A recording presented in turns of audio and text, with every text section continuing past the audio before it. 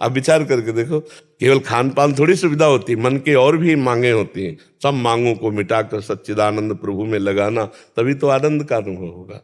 राधा वल्लभ श्री हरिवंश, प्यारे गुरुदेव। राधा वल्लभ श्री हरिवंश महाराज जी, आपके चरणों में कोटि कोटि प्रणाम। महाराज जी, शरीर की पत्नी मैं हम दोनों आपके शरणागत हैं। हमने श्री जी की कृपा से संतान नहीं करने का निर्णय लिया है। दोनों ने नहीं, ऐसा नहीं कहते। ऐसा कहते जोई जोई प्यारो करे सोई मोहि भावे। आप क्यों रोकना चाहते हैं? अगर कोई आ रहा है और वो हमारे राष्ट्र की सेवा, हमारे समाज की सेवा में आने वाला हो, तो आप रोकने वाले कौन है? और नहीं आना तो आप पैदा नहीं कर सकते, आपकी सामर्थ्य नहीं। आपकी सामर्थ्य नहीं, चाहे जितने बलशाली हो। तो जोई जोई प्यारो करे सोई मोहि भावे, आप ऐसा उल्टा व्रत कैसे ले सकते हैं? महाराज श्री पत्नी की रुचि बिल्कुल नहीं है, पत्नी की संतान। तो देखो, हम बच्चा यही कहना चाहते हैं, अपनी रुचि को भगवान की रुचि में मिला देने से हमारा प्रारब्ध क्षय हो जाता है। अगर हमारे को संतान उत्पन्न का योग है तो आओ प्रभु, हम स्वागत करते हैं। जिस रूप में आओगे, चाहे हमको कष्ट देना, चाहे हमको दुख देना या सुख देना, हम आप अपने कर्म से ही तो आओगे हमारे लिए, हम स्वागत करते हैं। और नहीं आना तो आप निश्चिंत रहो, नहीं होगा, होगा ही नहीं, चाहे लाख प्रयास कर लो। तो हमें लगता है भगवान पर इस विधान को छोड़ देना चाहिए, अपना संकल्प क्यों लेना चाहिए? कै साल हुए ब्याह हुए? 2 साल हो गए महाराज। अभी बच्चे हो, चुप रहो। अभी जैसे चल रहे हो वैसे चलो, जैसा भगवान का विधान हो वैसा हो, अपनी तरफ से संकल्प विकल्प मत करो। ये अभी मरकट वैराग्य में एकदम नहीं करना चाहिए, उसको समझना चाहिए। भगवान ने गृहस्थ धर्म बनाया है, क्यों बनाया है? वो भी भगवत प्राप्ति के लिए तो बनाया है। अगर कोई लड़की आ रही है, लड़का आ रहा है, आप उसको पढ़ाइए लिखाइए, आप उसको जैसे आपके माता पिता ने किया उतना योग्य करके और फिर खूब भजन कीजिए, कोई परेशानी नहीं। और नहीं आना तो आप निश्चिंत रहो, ऐसे आ जाएगा क्या? कितने ऐसे संसार में हैं जो स्वस्थ हैं, दोनों पति पत्नी, लेकिन संतान का योग नहीं है तो संतानें नहीं। अगर तुम्हारे योग नहीं है तो तुम मनाओ तो नहीं होगा, अगर योग है तो फिर रोकना नहीं चाहिए। फिर भगवान की जैसी रुचि हो ऐसा कर लेना चाहिए। भगवान पता नहीं कौन, जो तुम भजन करके नहीं प्राप्त कर सकते, वो भी तो हो सकता है ऐसा संतान। आप मान लो भजन करने वाले बच्चे हो दोनों, और अगर भजन के बल से कोई ऐसा पुत्र हो जाए, अब अपने लोग भी तो किसी माता पिता से पैदा हुए हैं, नहीं? तो वो धन्य है माता पिता, वो कुल धन्य है जिसमें भगवान का लाडला कोई भक्त पैदा हो जाए। तो आप ऐसा कैसे रोक सकते हैं? मान लो कोई देश भक्त आ जाए, कोई भगवान का भक्त आ जाए, तो अपना जीवन सार्थक हो गया। तो दोनों पक्ष में रहिए, नहीं हो तो जय जय, और हो जाए तो जय जय, ऐसे भाव से रहिए। मतलब हमारी सलाह है। महाराज श्री आपकी आज्ञा ही सर्वोपरि है। हाँ, नहीं बच्चा, इसमें क्या होता है, भगवान का विधान देखा जाता है ना। अगर भगवान के विधान में हम विपरीत चलेंगे तो फिर हम भगवान के भक्त कैसे हैं? श्री कृष्ण अनुकूलेन प्रतिकूल से विसर्जनम। हम अपने प्रभु के अनुकूल चलें। प्रभु को अगर संतान देनी है तो पता नहीं कैसी तेजस्वी, तो भगवान भगवाना चाहते तो हम भोग लेते हैं। तो हम ऐसे रहें, जोई जोई प्यारो करे सोई मोहि भावे। नहीं होता तो राधे श्याम, होता है तो राधे श्याम, ऐसे भाव से। आशीष यादव जी। राधे राधे। गुरुदेव, अध्यात्म मार्ग में चलते हुए वैभव की इच्छा रखना उचित है?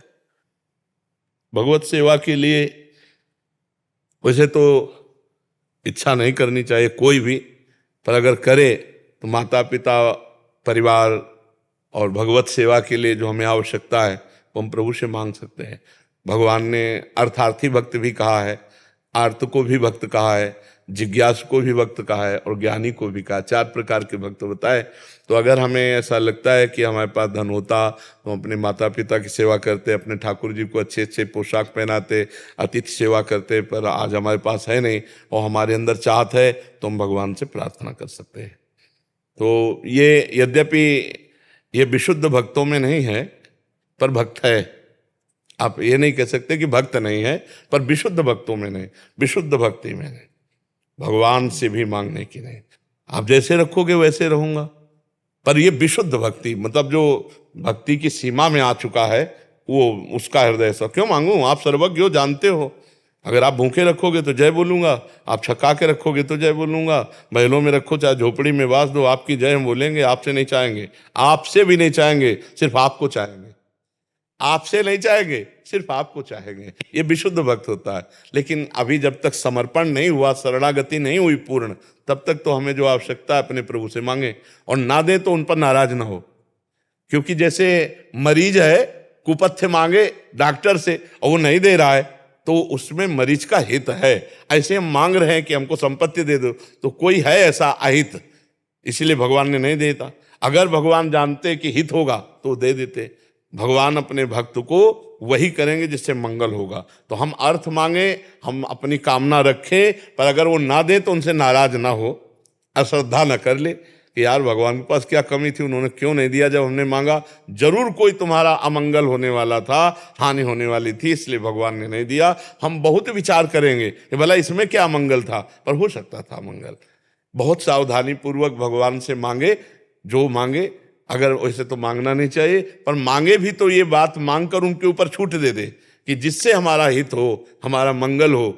जैसे नारद जी ब्याह मांगा भगवान से कि हमारा ब्याह करवा दो, हमें सुंदर रूप दे दो, पर एक बात कह दी, यही विधि होए नाथ हित मोरा, करो सुबेग दास में तोरा। तो भगवान ने कहा हित ही नहीं, तुम्हारा परम हित जिसमें होगा, जे विधि होई परम हित नारद सुनो तुम्हार। तो भगवान से मांगा था सुंदर हरि रूप, और हरि रूप बंदर को भी कहते हैं। भगवान ने सुंदर रूप न दे के बंदर रूप दे दिया। और ब्याह की कौन कहे, वहां राजकुमारी देखे ले, उधर के सब गड़बड़ हो गया। यहां तक कि भगवान को सांप दे दिया गुस्सा में आके, पर भगवान ने ब्याह नहीं कर ले दिया, अपने भक्त को बचा लिया। तो ऐसे ही भगवान अपने जनों को बचाते हैं। और उस समय नारद जी को इतना गुस्सा आया कि जिंदगी में यार कभी कुछ मांगा नहीं, एक बार मांगा कि दुल्हन दे दो, तो वो स्वयं ले गए। और आगे जाके देखा तो भगवान गले में हाथ डाले उसी राजकुमारी के जा रहे थे। तो नारद जी को गुस्सा लगा कि यार जिंदगी में तो पहली बार मांगा था, तुम ही आके अपना ब्याह करके चल दिए। तो शाप दे दिया, जैसे मैं नारी के वियोग में तड़प रहा हूं ऐसे तुम तड़पोगे, और जो बंदर का रूप दिया यही तुम्हारी सहायता करेगा। तो भगवान ने स्वीकार किया।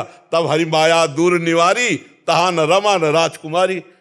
हो तब नारद जी को होश आया, अरे प्रभु त्राहिमाम त्राहिमाम। तो कभी कभी ऐसा होता है कि हमको लगता है जो हमने मांगा, जो हमने चाहा, वो उसमें हमारा बड़ा हित था, भगवान ने क्यों नहीं दिया। तो जरूर अहित था, इसीलिए भगवान ने नहीं दिया। ऐसा मांगना चाहिए।